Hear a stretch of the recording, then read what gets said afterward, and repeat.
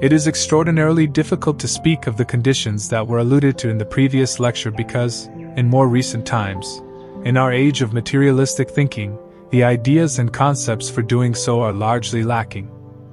They must first be acquired through spiritual science. The information that can be given is, therefore, more in the nature of indications. Moreover, there is a further reason, which is determined by the whole development of our modern culture.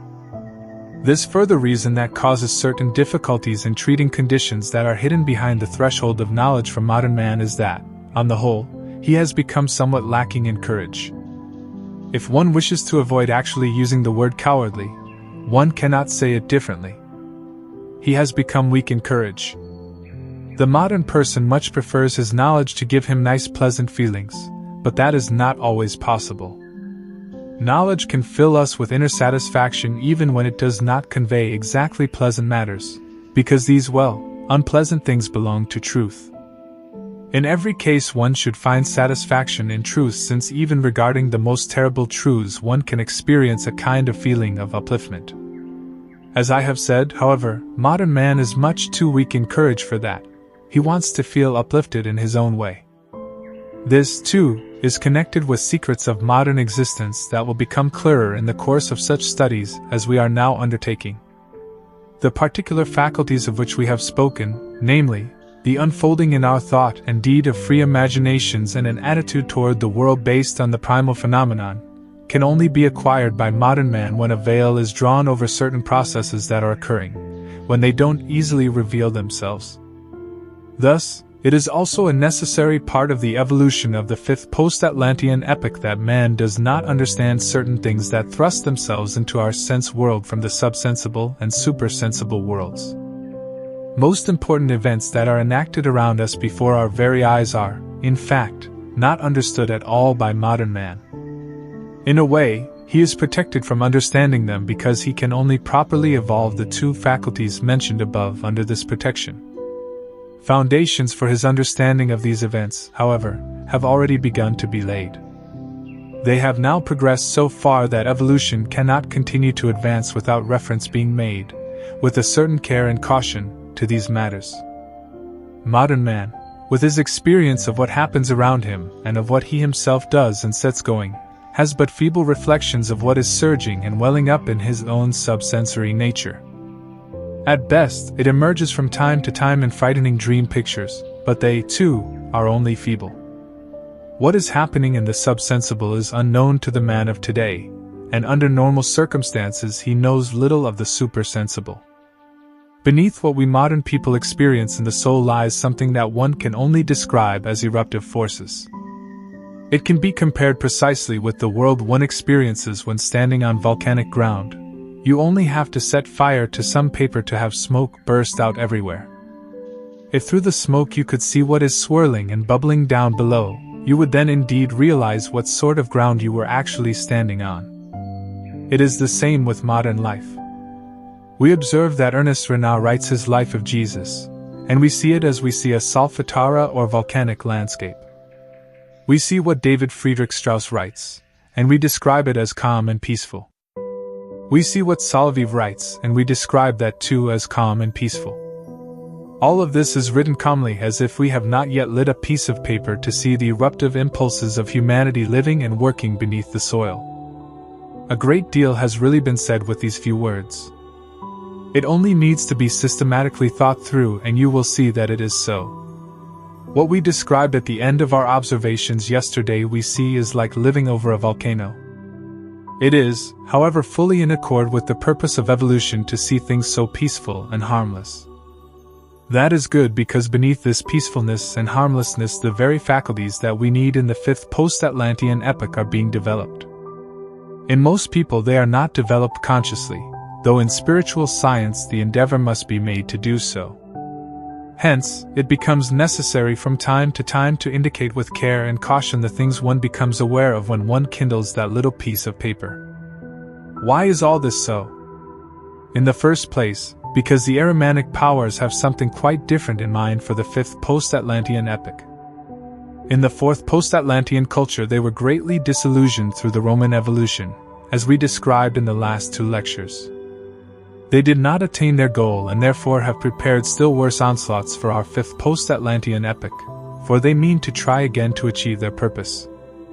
Now I have already mentioned that something is coming to expression from two sides, even geographically, that will burst like a storm into our calm and peaceful evolution in this fifth post-Atlantean epoch, predisposed as it is to calm and peace. I pointed to one of these directions when I told you how Genghis Khan was inspired by the priest who had seen a descendant of the Great Spirit of old Atlantis. I also indicated how a certain Ahrimanic attack was launched from the west through all that followed the discovery of America. It has been overcome in a certain respect but continues to live on in it as a resistant force. One must not think that things that are not seen are not there. Because what the Ahrimanic powers took in hand in the Western Hemisphere did not come to outer physical earthly reality. Our fifth post-Atlantean culture has been saved from the first attacks. But it goes on living in a sort of spectral form. It is there and impresses itself into men's impulses. People know nothing of it, however, and are unaware that it lives in and inserts itself into their impulses. Now it is only through placing pictures side by side that I can really lay a foundation for concepts that you must gradually create and form for yourselves in meditation. It would not be easy to find concepts in the present fund of ideas to explain what actually lives in the urges and impulses below the threshold. They push up, to be sure, into the ordinary soul life, but they are normally covered over and unperceived in modern normal life. Upon the soil of the Western Hemisphere that was now trodden through the discovery of America, quite special conditions had gradually been taking shape in the course of past centuries. The general population inhabiting those parts was far from attaining the qualities that had meanwhile been developed in the Eastern Hemisphere of Europe and Asia. A people lived in the West who stood far removed from the intellectual capacities that had evolved in the Eastern Hemisphere, but among them were a great number of individuals who had been initiated into certain mysteries. Before the discovery of America, there were mysteries of the most varied kind in the Western Hemisphere, and they had a large following for the teachings that came from them.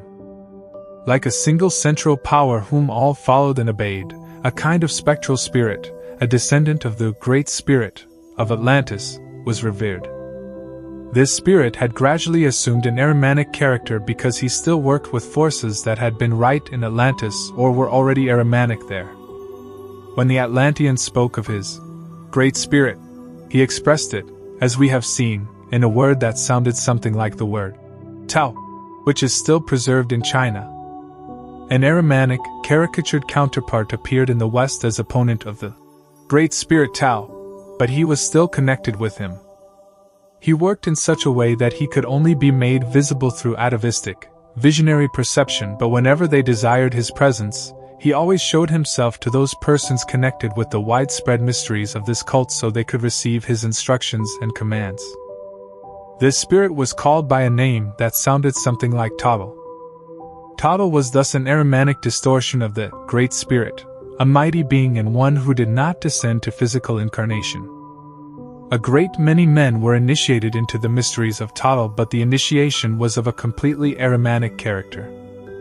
It had a quite definite purpose and goal, which was to rigidify and mechanize all earthly life, including that of humans, to such a degree that a special Luciferic planet, which has already been referred to in these studies, could be founded above earthly life. The souls of men could then be drawn out to it, by force and pressure. As we described yesterday, what the Ahrimanic powers were striving for in the civilization of Rome was only a feeble echo of what those who, under the leadership of Tottle, set out to attain, and this in much fuller and wider measure by means of the most frightful magical arts. The goal they aimed to achieve was to make the whole earth a realm of death, in which everything possible would be done to kill out independence, and every inner impulse of the soul. In the mysteries of Tottle, the forces were to be acquired that would enable men to set up a completely mechanized earthly realm. To this end, one had, above all, to know the great cosmic secrets that relate to what works and lives in the universe and reveals its activities in earthly existence. You see, this wisdom of the cosmos is fundamentally in its wording, always the same, because truth is always the same. The point is, however, whether or not it is received in such a way that it is employed rightly. Now this cosmic wisdom, which was intrinsically not evil but held holy secrets hidden within it, was carefully concealed by the initiates of Tottle. It was communicated to no one who had not been initiated correctly by the Tottle method. When a candidate had been initiated in the correct way, the teaching concerning the secrets of the cosmos was then imparted to him. Now, it was necessary for him to receive these secrets through initiation in a quite definite mood of soul. He had to feel in himself the inclination and desire to apply them on earth in such a way that they would set up that mechanistic rigid realm of death. It was thus that he had to receive the secrets.